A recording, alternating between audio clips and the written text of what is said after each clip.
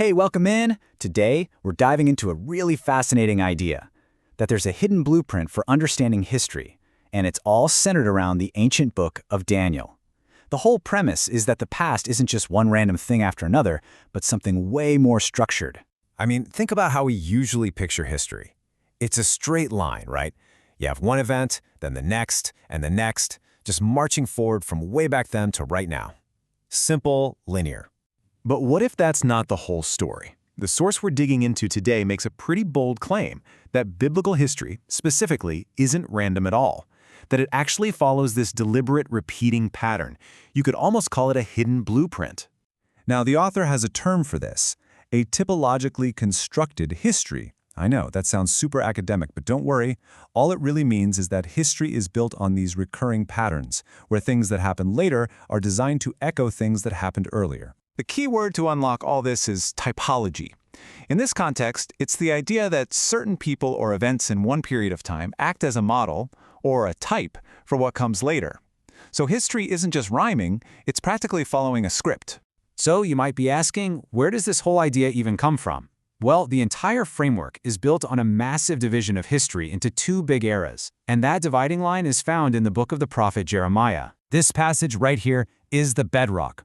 And the source argues this is so much more than just a new catchphrase. It's signaling a huge shift, a pivot from one defining event, the exodus from Egypt, to a totally new one, the return from exile in Babylon, which was the land of the north.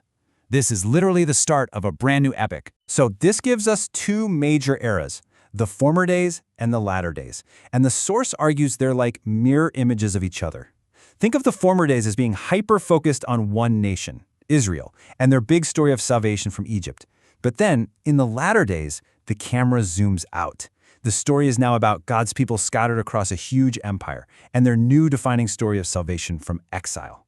Okay, let's get into the nitty-gritty. How does this pattern actually play out? Well, the source breaks down that first era, the former days, into 5 very distinct phases.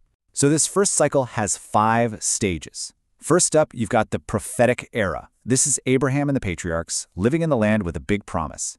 Next is the sojourn, which is that long period of captivity in Egypt. After that, once they're out, we get a priestly era, set up by Moses. They've got priests, but no king yet. That leads to a pretty chaotic interim period. And finally, the whole cycle wraps up with the kingly era, when a king is finally anointed and the famous temple gets built. Now, this is where that whole blueprint idea really starts to click. The source argues that this exact same 5-step pattern happens all over again in the latter days, only this time it's on a much bigger international stage. Let's trace that echo. It kicks off with a new prophetic era, where guys like Elijah are speaking not just to Israel but to all the surrounding nations. Then we get a new kind of sojourn, an oppression the source calls Jerusalem, Egypt, basically a captivity inside their own corrupt system.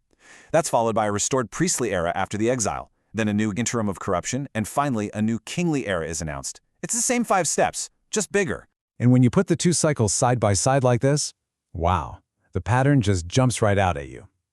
The national, prophetic era of Abraham is mirrored by the international era of prophets like Elijah. Captivity in Egypt is mirrored by the suppression in Jerusalem, Egypt. You can see that every single phase has a direct parallel.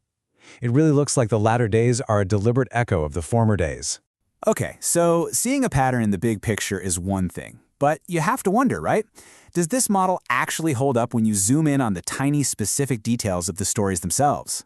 Well, get this. The source points out some unbelievably specific parallels. For example, right after the priesthood is established, the high priest Aaron's 2 sons are killed for rebellion. And guess what? Right after the kingdom is established, King David's sons are killed for rebellion. Or look at how these eras end.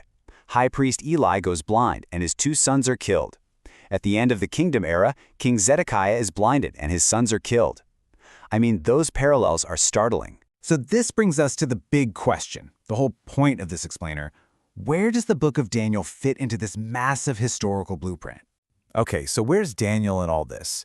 He's in the exact same spot as Moses, just one cycle later. You see, Moses kicks off that first priestly era right after the exodus from Egypt. Well, Daniel is standing at the very beginning of the second priestly era, right after the return from exile. They are perfect mirror figures, each one launching a new phase of the pattern. And it's not just their position, their roles are almost identical. Moses is out in the wilderness, and he prophesies Israel's history all the way up to the exile. Daniel is writing from the wilderness of Babylon, and he prophesies the course of history for this whole new era all the way up to the coming of Christ. Daniel is, for all intents and purposes, the new Moses for the latter days. And just when you think you've got the pattern down, the source suggests it zooms out even further. Our two big cycles, the national former days and the international latter days, are actually just stages 2 and 3 in a much grander 4-part story. It goes from global to national, back to international, and finally back to global again. It's like a pattern within a pattern. So, when you boil it all down, the key takeaway here is just a completely different way of seeing history. It's a lens that asks us to look at the past not as a chaotic mess of disconnected events, but as a deeply structured, meaningful story. All right, let's recap what this framework is really suggesting. 1. Biblical history isn't a straight line. It's cyclical and it's full of patterns. 2. The latter days are an intentional, scaled-up replay of the former days. 3. This makes the book of Daniel an absolutely crucial text for understanding this entire second cycle.